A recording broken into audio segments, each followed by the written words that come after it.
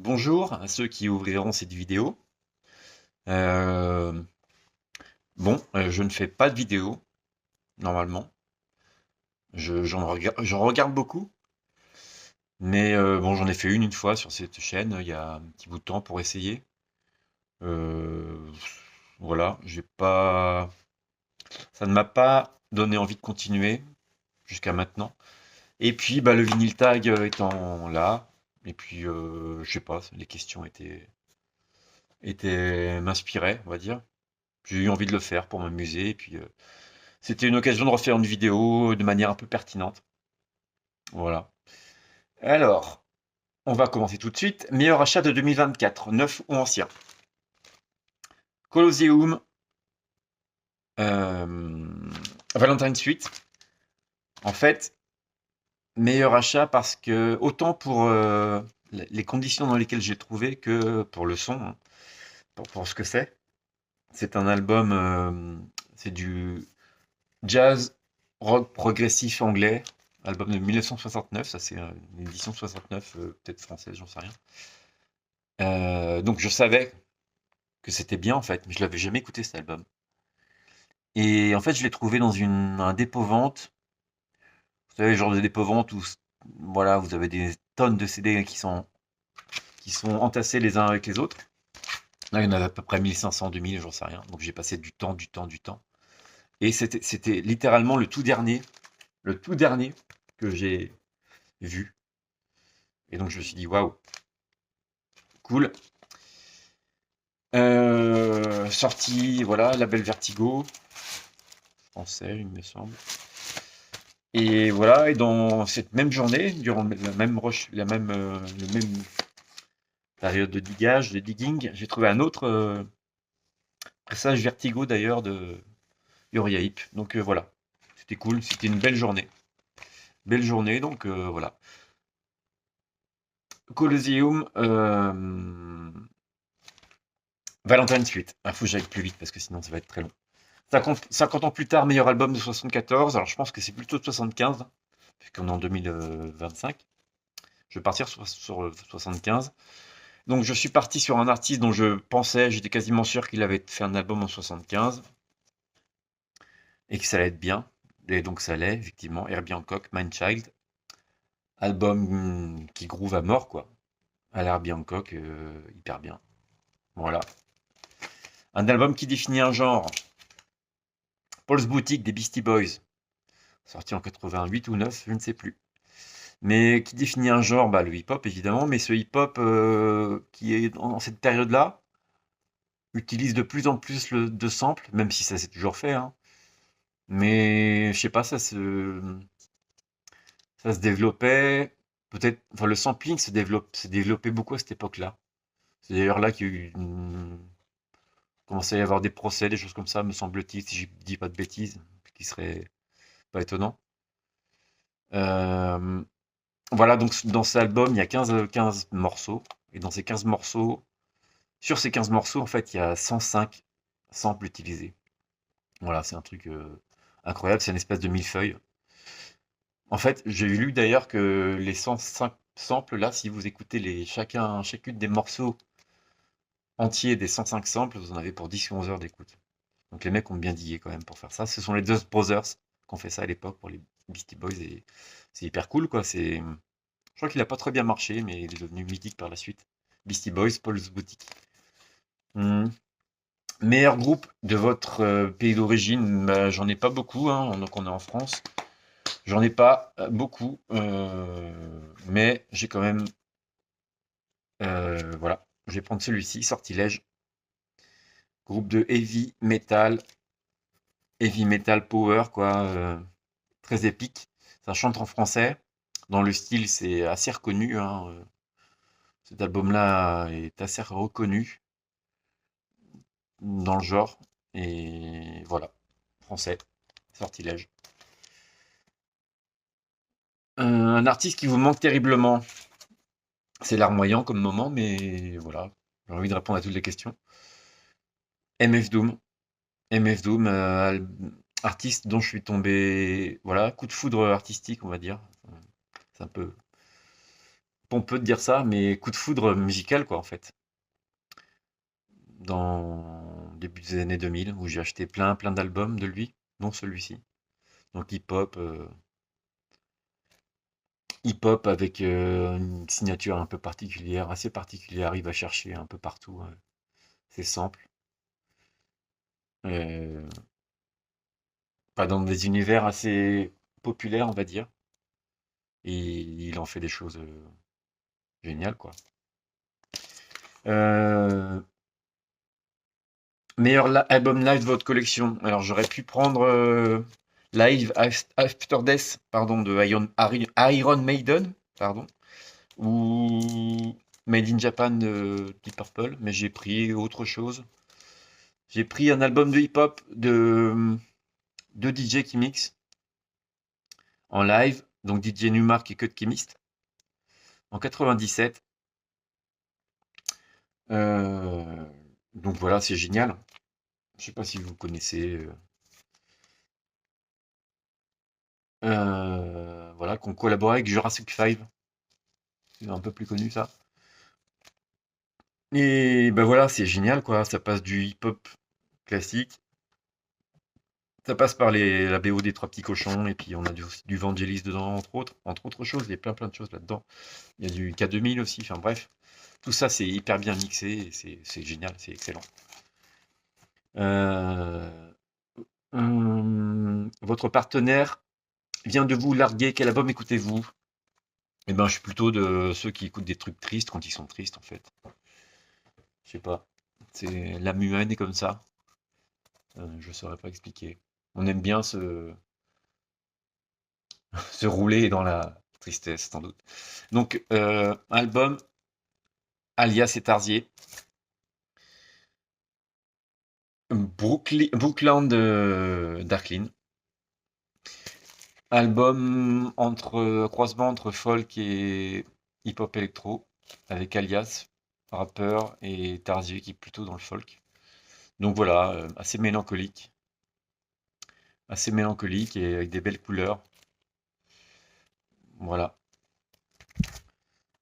Le meilleur son de batterie sur un album. Martin Dosh, un artiste que j'adore. Musique indépendante. Comment on peut décrire? Voilà, un artiste, un multi-instrumentiste qui fait sa musique chez lui, me semble-t-il. Donc c'est assez lo-fi.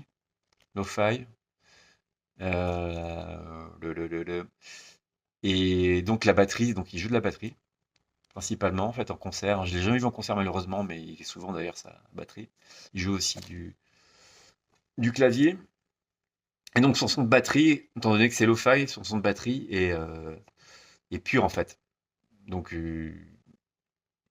pur mais très bon quoi. Donc voilà, je suis allé au plus simple et au plus simple souvent c'est le meilleur. Donc voilà, Martin Dosh, un artiste que j'aime beaucoup. Euh, Artiste préféré qui est membre de deux groupes ou plus. Mike Patton. Mike Patton, donc avec Peeping Tom, avec Tomahawk, chanteur aussi de Face No More évidemment, chanteur de Fantomas. Il a aussi collaboré avec Dillinger Escape Plan et puis plein d'autres gens en fait, hein, chanteurs connus, reconnus et hyper actifs. Euh, non, Beatles ou Stones? Beatles, voilà. J'ai toujours trouvé qu'ils avaient ils étaient plus créatifs. Bon voilà, c'est une question de point de vue, hein. Mais je trouve que voilà, ça m'a toujours plus intéressé. Ce truc-là, je l'ai trouvé dans une déchetterie, dans un lot. Et donc, comme maintenant on peut plus récupérer des trucs dans des déchetteries, je l'ai planqué évidemment. Mais ouais, c'est un truc en mono, sorti dans les années 60. Je suis content d'avoir ça. Vous avez trouvé de la marijuana? Oui, bon. Euh, oui, ça peut arriver. Mais ça ne m'est jamais arrivé d'en trouver. Euh, donc, qu'est-ce que j'écoute? Eh ben, j'écoute cet album de Tigran Amassian, le dernier. le dernier en date. Donc Tigran Amassian, jazz, du jazz, hein, pianiste de jazz arménien, euh, qui mélange, en fait, qui a cette particularité de faire donc du jazz, piano, et souvent il utilise des structures, des cadences rythmiques, des choses hyper élaborées, genre à la Meshuggah, quoi. Et avec des batteries très lourdes, des instruments très lourdes, et avec ces rythmiques hyper élaborées, chiadées, et les sons, sonorités qu'il utilise en plus, les textures, en fait, ça rend fou, quoi, et c'est génial. Et avec de la weed, ça doit être encore mieux. Donc voilà. C'est une chute, mais on va la garder. Donc voilà. Euh, ensuite,